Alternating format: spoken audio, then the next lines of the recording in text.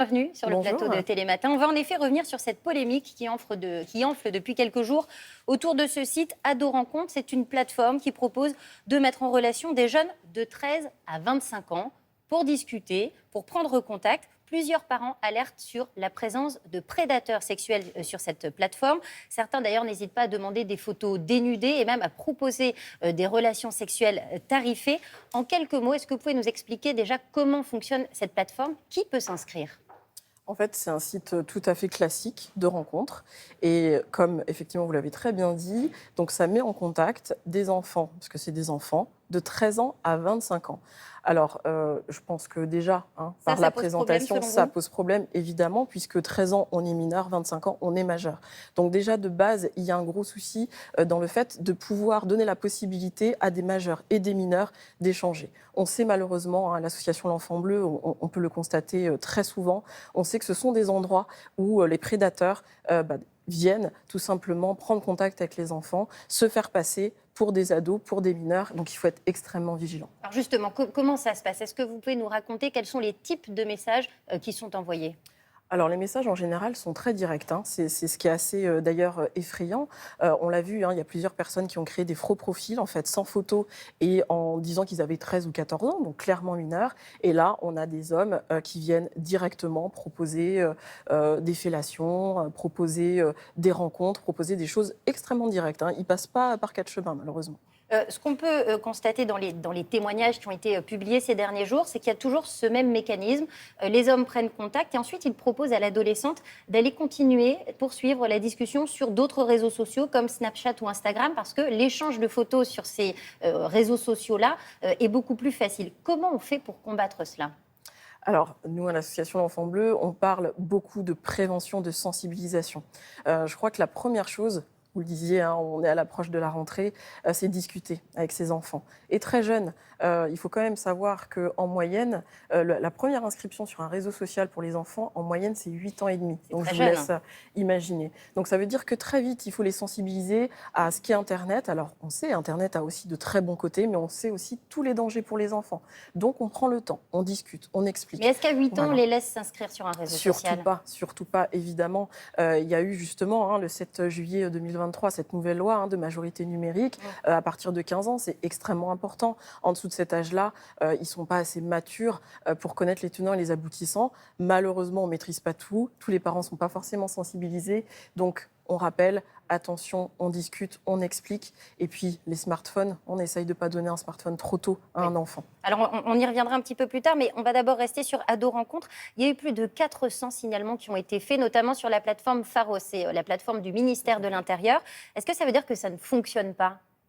Alors, ça ne veut pas dire que ça ne fonctionne pas, c'est que ça peut prendre du temps. Et puis surtout, il faut qu'ils aient des éléments extrêmement concrets. C'est-à-dire qu'il faut qu'ils puissent constater l'infraction. Donc, il ne faut pas hésiter. Il y a des sites aussi comme Point de Contact, par exemple, où il y a une technologie qui permet de pouvoir, si vous voulez, prendre en photo ou se rendre compte en fait, de Oui. ce qui se passe pour pouvoir signaler. Donc, plus on sera nombreux à signaler et plus ce sera facile derrière de pouvoir agir. Mais Donc, il ne justement, faut pas derrière, il se hésiter. passe quoi concrètement? Une fois qu'on a signalé, une fois qu'on a envoyé une capture d'écran d'une discussion qui n'est pas appropriée, qu'est-ce qui se passe derrière? Alors, le premier temps, c'est de constater donc, le contenu illicite. Et puis après, effectivement, il y a toute une procédure pour demander en fait, à ce type de site déjà de pouvoir enlever les contenus inconvenants, de pouvoir bloquer aussi les faux comptes qui auront été identifiés. Et puis nous, on l'espère à l'Enfant Bleu, en tout cas, pourquoi pas fermer ces sites quand malheureusement, on se rend compte que les choses ne sont pas faites pour protéger les mineurs. Mais Il est-ce faut qu'on va protéger les chercher les mineurs. auteurs de ces propos, par exemple? Bien sûr, bien sûr. Derrière, on essaye aussi, les autorités sont très actives et essayent de trouver ces pédocriminels, bien sûr. Il y a Oui, tout à quelques fait. jours, la secrétaire d'État en charge de l'enfance, Charlotte Cobel, a déclaré qu'il ne fallait pas interdire des sites comme Ado Rencontre, mais qu'il fallait plutôt les réglementer. Est-ce que vous êtes d'accord avec elle? Alors à moitié, c'est-à-dire que pour nous, il faut fermer. Quand on constate qu'un site, malheureusement, ne protège pas les enfants, il faut fermer ces sites. Après, je la rejoins complètement sur la nécessité de réglementer et surtout sur la nécessité de pouvoir vérifier de façon très précise l'âge des personnes.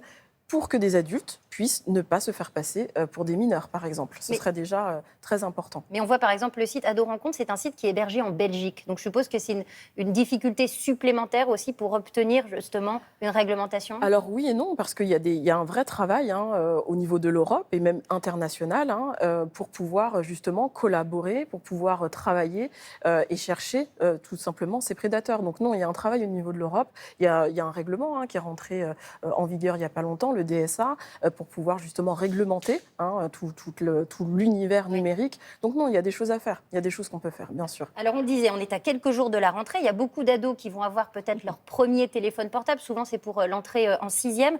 Quels conseils vous donneriez, vous, aux parents qui hésitent un petit peu? Est-ce qu'on se dit, bah non, moi je ne lui donne pas de téléphone, j'ai trop peur? Ou est-ce qu'on met en place des garde-fous? Qu'est-ce que vous leur dites? Alors déjà, il y a un entre-deux. On n'est pas obligé de donner un smartphone. Il y a encore des téléphones où il n'y a pas forcément un accès libre à Internet. Oui, mais quand vous donnez un téléphone à clavier, on voit par exemple dans les classes, il y a des groupes WhatsApp avec toute la vie de la classe. Si on n'est pas dedans, on est un peu exclu quand même. C'est sûr. Après, il faut se poser la question de la sécurité de son enfant et puis de l'âge en fait. Je pense que cet âge de 15 ans est à garder en tête. Faire attention à ne pas donner trop tôt un téléphone. Et si on donne un téléphone, le contrôle parental. Parce qu'en fait, plus de 80% des parents ne savent pas forcément ce que font leurs enfants sur Internet. Donc, il est important de mettre le contrôle parental et de discuter une fois de plus avec son enfant, savoir ce qui se passe et s'il n'a pas de soucis aussi. Est-ce qu'on peut, par exemple, contrôler les sites auxquels ils accèdent, le temps de connexion? Est-ce qu'on peut voir aussi ce que fait son enfant sur son téléphone? On regarde avec lui, on regarde sans lui? Comment on fait? Oui, alors on essaie de regarder avec lui quand même, parce que l'idée est de garder quand même un lien de confiance. Oui. Par contre, effectivement, le contrôle parental, ça permet de vérifier le temps passé sur Internet, ça permet de vérifier quels mots-clés sont tapés, quel site aussi, à quel site ils peuvent accéder. Donc il y a différents outils, mais évidemment, on essaye plutôt de communiquer avec l'enfant et de regarder avec lui, mais de regarder quand même, de ne pas le laisser tout seul avec cet outil, ça c'est sûr. Et puis je voudrais rappeler un numéro de téléphone très important, le 3018, qui traite tout type de violence numérique. L'avoir pour soi en tant que parent, parce qu'on peut appeler pour avoir des Qui est au bout conseils. du fil, justement? C'est une plateforme en fait, avec des conseillers qui vont pouvoir échanger, donc soit avec le parent s'il y a besoin de conseils, soit avec l'enfant, et ça c'est très important parce que c'est pas toujours facile de parler à son parent, mais en tout cas il va trouver quelqu'un au bout du fil à qui il va pouvoir expliquer ce qui se passe, et puis derrière voilà, avoir des conseils et pouvoir sortir d'une situation difficile si malheureusement il y est confronté. Donc ça fonctionne aussi pour le harcèlement, pour le cyberharcèlement, Voilà, parce que c'est aussi une inquiétude pour les parents. Tout à fait. Donc c'est tout ce qui est violence numérique, tout à fait. Merci beaucoup Laura Morin d'être venue nous voir sur le plateau de Télématin. Merci à vous.